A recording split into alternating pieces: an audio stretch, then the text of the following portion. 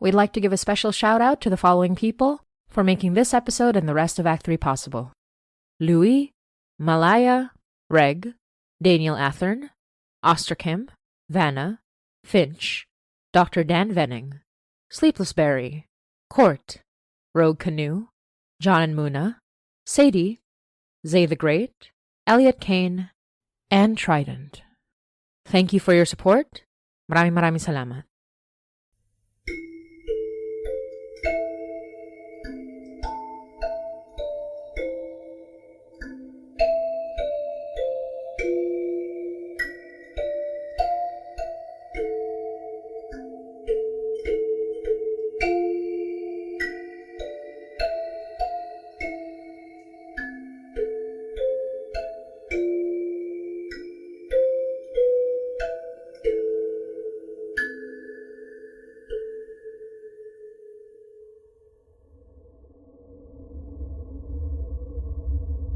You're listening to Rainin by Motsi Dapul. Episode 81, The Young Man, Part 4.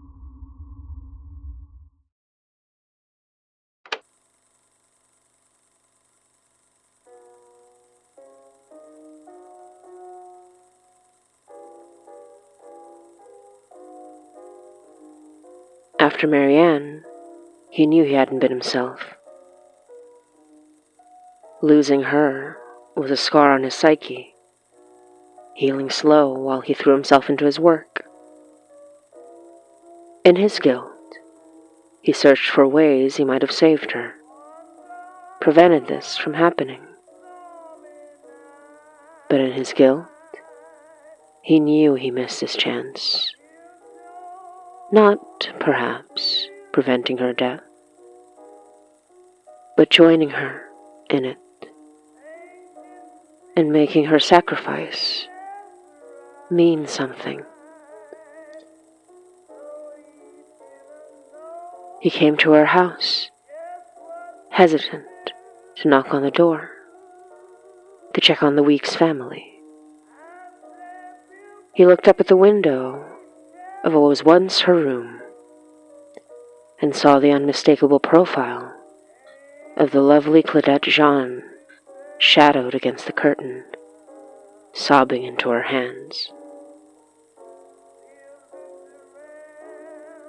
He wondered if she saw him standing there, saw him withdraw, walking alone without alerting the family to his presence. He was not welcome there without Marianne. Not the way Miss Villeneuve was, grieving spouse that she was. No, not just by Marianne and Jack Robin, but by their father and littlest siblings. And what was he? A stranger now, without Marianne.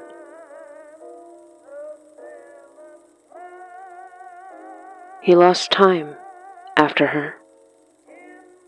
He didn't realize how much time he'd lost until Richard Henry found him in the dark, shaking him out of his stupor and talking of a fire.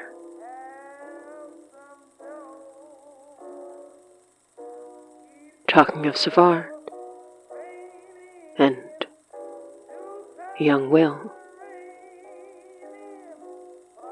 Burned to ash, nothing left of him. Though not to the young man. He haunted every corner of his life, though he only noticed it when he was gone. Reams of notes, painstakingly written. Artifacts of magic that might have facilitated the spell. The promise he said he'd keep. A spell to make young Will's soul his, and his soul young Will's, so that one might live as Savard's most beloved successor, and the other might be free. There was no more use for any of these spells, but it felt grotesque to throw them in the fire. They had not spoken since Jack Robin. Years, though the benefactor could not count them. Was it because of grief? Was it a consequence of immortality, that time should feel so quick? Or was it because... No, he cared about him, loved him like a brother. Didn't he? But how could he face him after Jack Robin? How could he face his baleful gaze, his rage? The last time they spoke, young Will tried to attack him, though he was too drunk to be effective, only able to pull at his lapels and beat weakly against his chest. It was nothing to him, young Will's violence. No, it was his shame that froze the blood in the young man's veins. It was his words demanding to know why they continued on their path when it led to Jack Robin's death. He used to know the answer. He used to before Marianne died. Before he betrayed her with his cowardice by not making the sacrifices she did. Why did he continue on this path? Young Will was gone, but his words still carved letters into the young man's heart. Why was he still doing this? All he ever wanted was to make the world better and make Savard proud of his work. Oh God, Savard. He just lost his son. Marianne feared what he planned to do, what he would become. The young man doubted her words, but he knew that the death of his beloved son might prove her warnings true if nobody was there to ground him. He needed...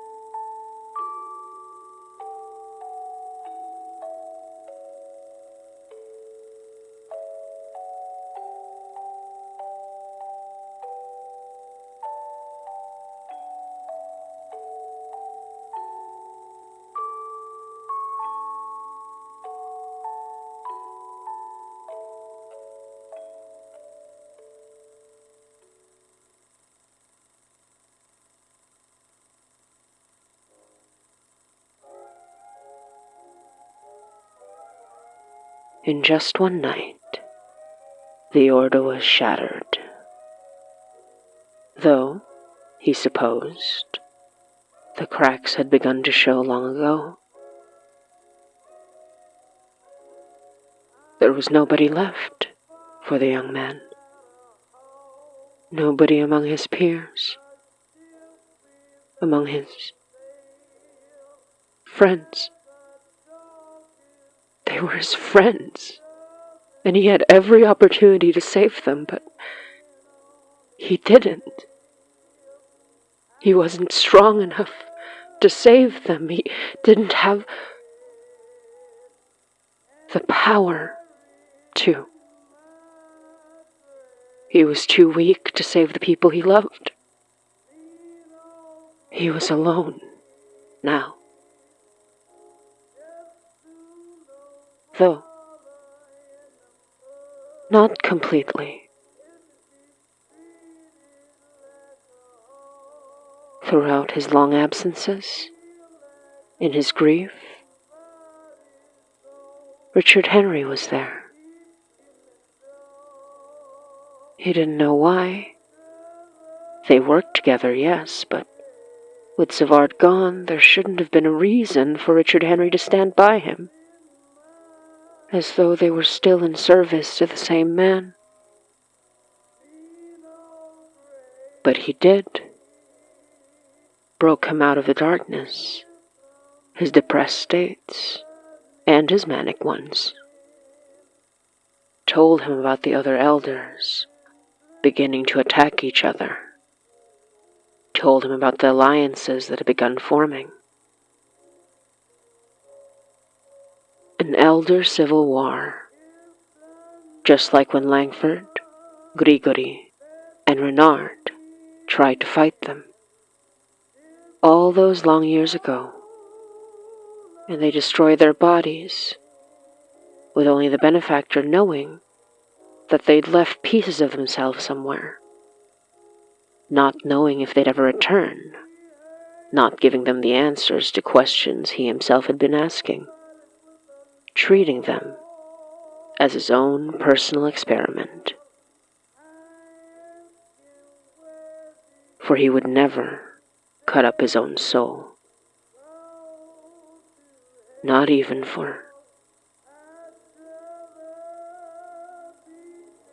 even when she asked. Deep in his cups, the young man asked Mr. Henry why. He had been such a lost soul, drowning in his own grief for so long, of no use to those he called friends, of no use to the man who he wanted, saw as a father. Why, then, did Richard Henry think he had all the answers, now that the elders were warring with each other? Richard Henry, ever unreadable, gave him a humorless smile and simply said, it was because he did. Because the young man had the answers. He always had the answers. Mr. Henry simply had to wait for him to get sober and prevent him from getting his hands on any more substances that would impede his judgment.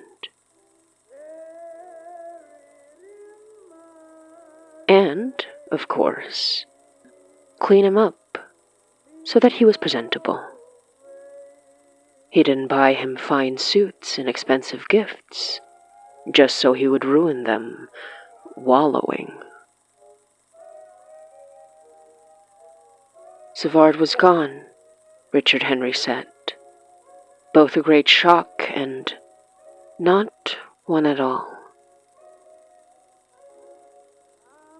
Not after he lost his son. They both knew that young Will was the great love of the man's life, the one he did everything for. It was a shock, for it was so sudden, and they did not know where to find him now.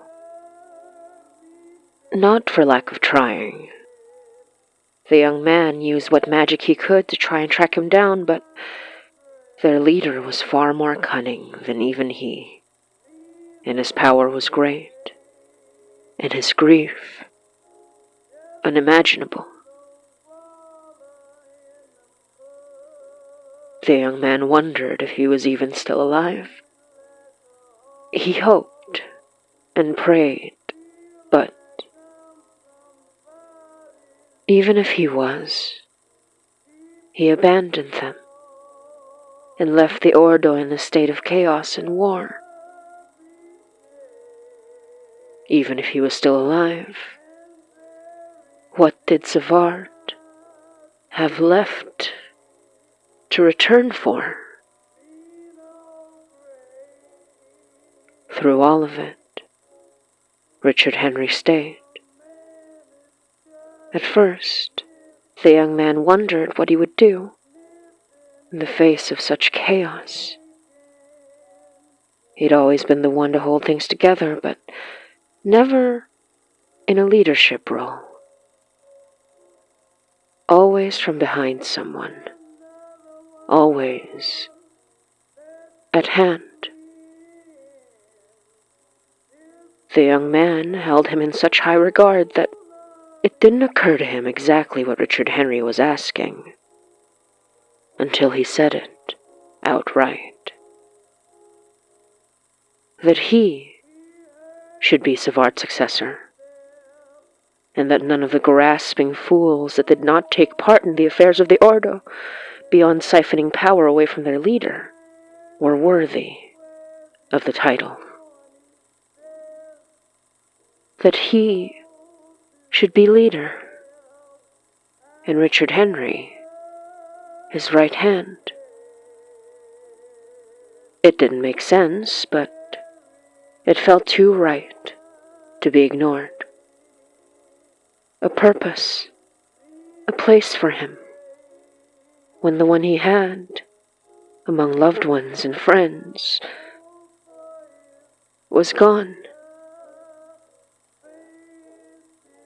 He could dedicate himself to this, to upholding Savard's ideals, even if the man himself didn't live up to them near the end. It was a virtuous thing to stop the elders who didn't live by the rules Savard adhered to.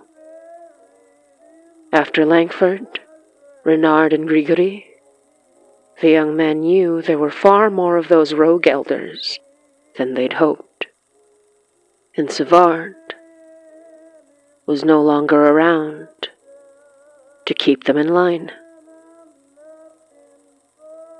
So he had to embody the power that Savard had, embody Savard's leadership, but more importantly, he had to embody the fear Savard inspired in others. And that was something he could not achieve naturally, even if they were wary of him after the coup. In the very least, he had Richard Henry. His backing, his confidence, his knowledge, and his access to Savard's records, though he reported a few key records missing in the days after Savard's disappearance. Eventually, they'd realize that the new Mrs. Bartolotti had made off with them, selling them for alliance with Juliano. He told them outright and said he was happy to lend his aid to their cause when they met up in private, though they did not know enough to trust Vanessa.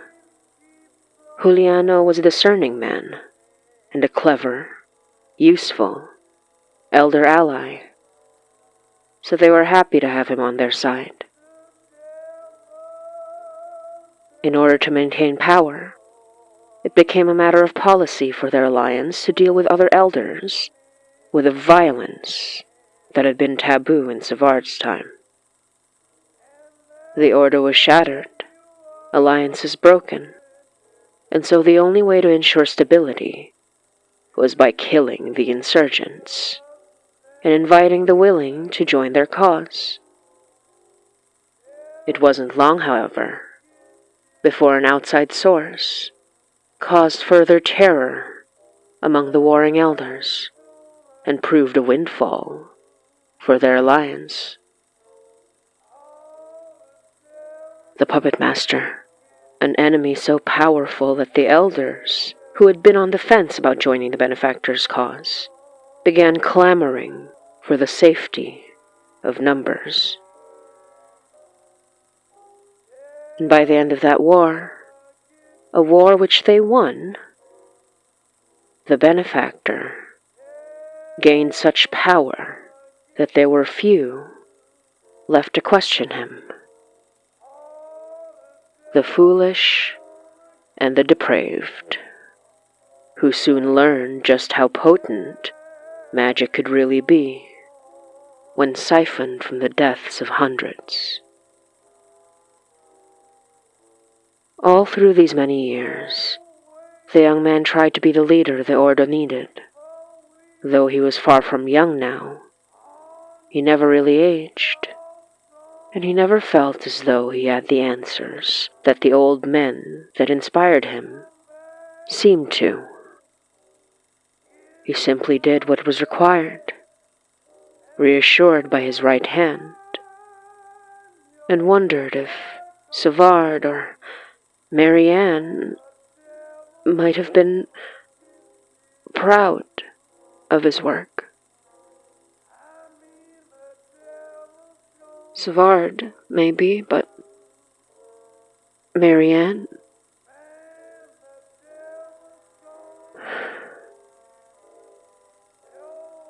In the quiet moments, the young man thought of Jack Robin.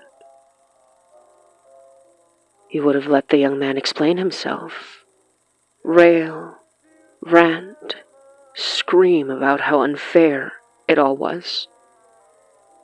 This life he was expected to keep living, if only to put an end to the worst of them, and preserve their work, prove it wasn't all for naught.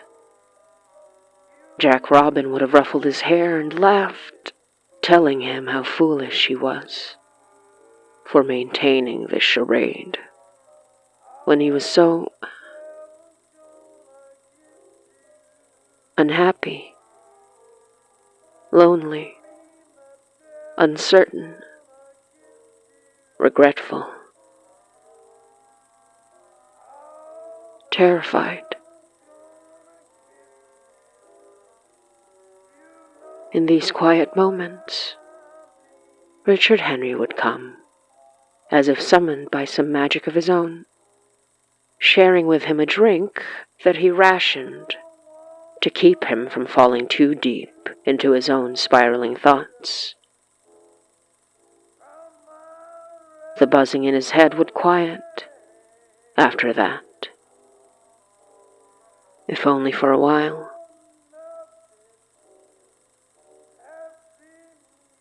It was in one of those quiet moments that Richard Henry kissed him and promised him he would not be alone.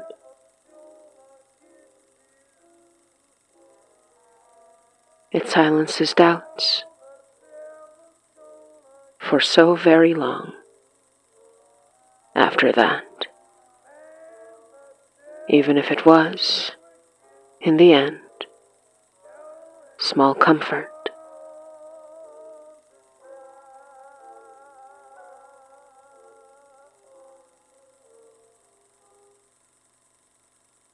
He saw her once in the city. Violet, from the bar. She was so much older now, decades past. She looked him in the eye, blinked many times, and said he looked just like someone she knew, years ago. But he was too young. He asked her if she was well. She said she was. Said she was off to meet her husband and son, her family. She asked him if he was well, and the way she asked it, one eyebrow raised, made it seem like she knew. Like she knew who he was, who he had been. He said he was all right, that he was meeting his lover for lunch. He wished her and her family well, yearning without words to tell her what had happened to him, like he did so many years ago. Because she always listened. She always knew what to say. But just like young Will, he abandoned her after the fire. Didn't even look for her. Didn't even know if she had survived. He didn't even think about her until he saw her again. She asked him if he wanted to sit with her a while, wait for her family.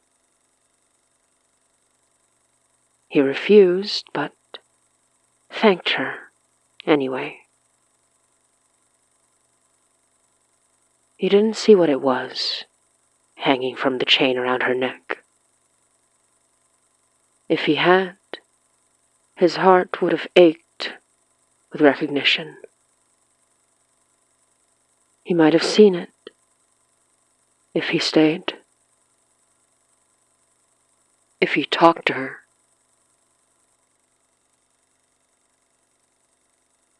But there are many actions the benefactor did not take, and this was the smallest of them, that might have changed everything.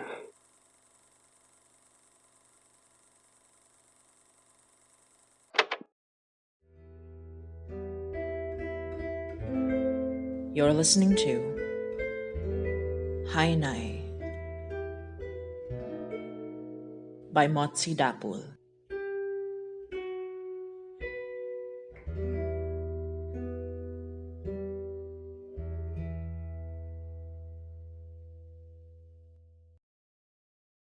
Hey everyone, it's Motsi, creator and showrunner of the Hainai podcast. Hainai is a podcast produced by Motsi Dapul, Yoy Halago, and Alyssa Jimenez, and licensed under Creative Commons Attribution Non-Commercial Share-alike 4.0 International License. This episode was co-produced by Jessie Goodsell, and written and directed by Motsi Dapul. If you'd like to chat with other listeners when this episode goes live, we do a live premiere every Sunday at 9 p.m. ET, or Toronto time, on our YouTube channel, youtube.com/HainaiPod.